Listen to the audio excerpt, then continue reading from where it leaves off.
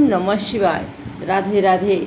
आइए सुनते हैं श्रावण मास महात्म्य का छठा अध्याय।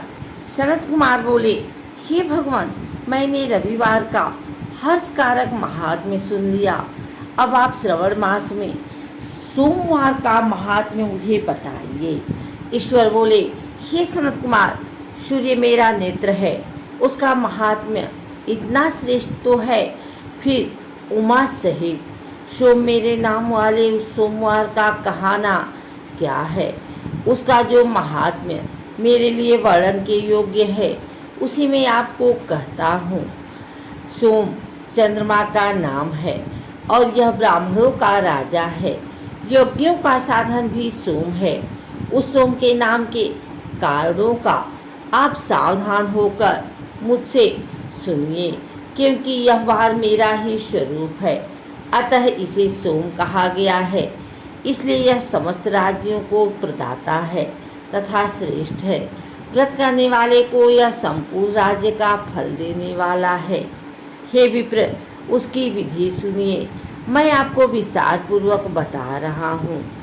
12 महीने में सोमवार अत्यंत श्रेष्ठ है।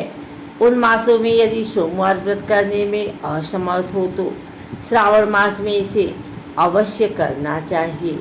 इस मास में इस व्रत को करके मनुष्य वर्ष भर के लिए यह व्रत का फल प्राप्त करता है।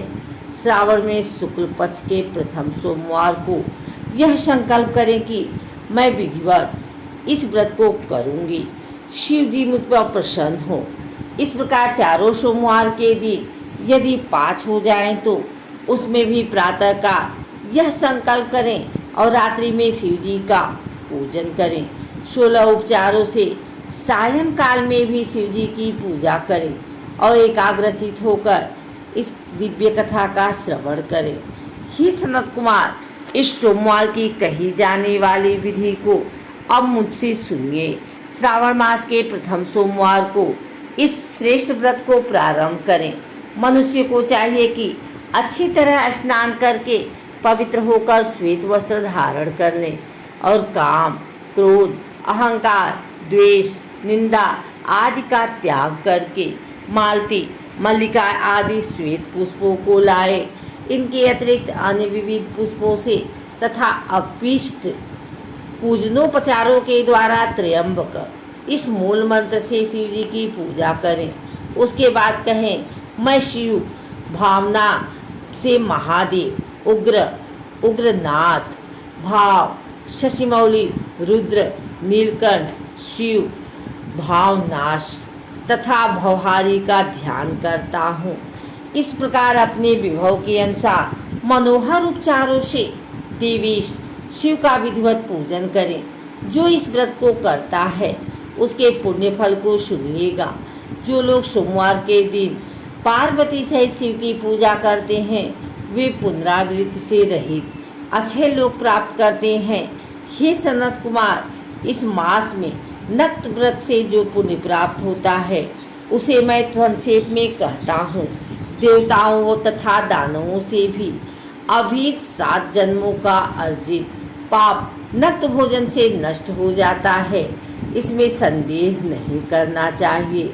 अथवा इस अति उत्तम व्रत को उपवास पूर्वक करें। इसे करने से पुत्र की इच्छा रखने वाला मनुष्य पुत्र प्राप्त करता है और धन चाहने वाला धन प्राप्त करता है। वह जिस अभिष्ट की कामना करता है उसे पा जाता है। इस लोक में दीर्घकालिक वांछित सुख भोगों को भोगकर अंत में श्रेष्ठ विमान पर आरूढ़ होकर वह रुद्रलोक में प्रतिष्ठा प्राप्त करता है। चित्त चंचल है, धन चंचल है और जीवन भी चंचल है, ऐसा समझकर प्रयत्न पूर्वक व्रत का उद्यापन करना चाहिए।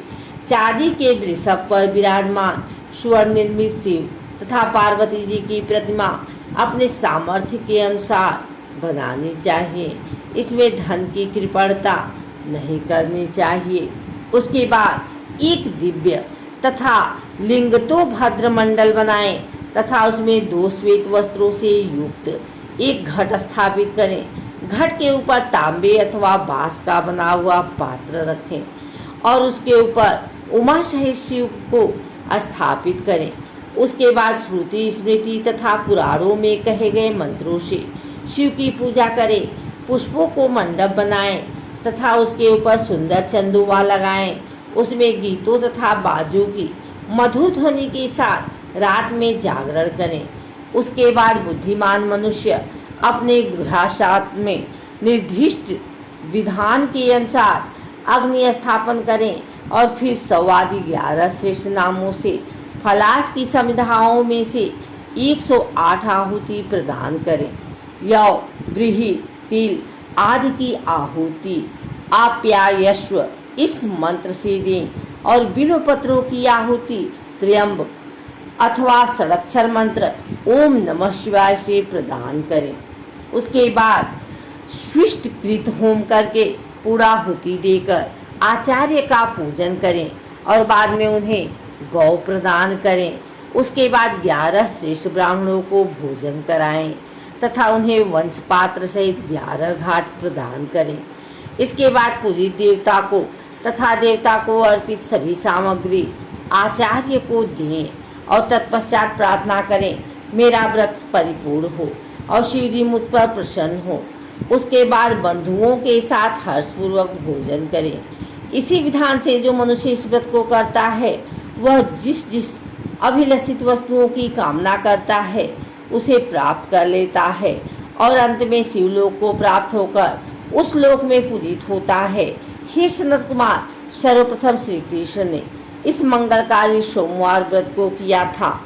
श्रेष्ठ आस्तिक तथा धर्मपरायण राजाओं ने भी इस व्रत को किया था।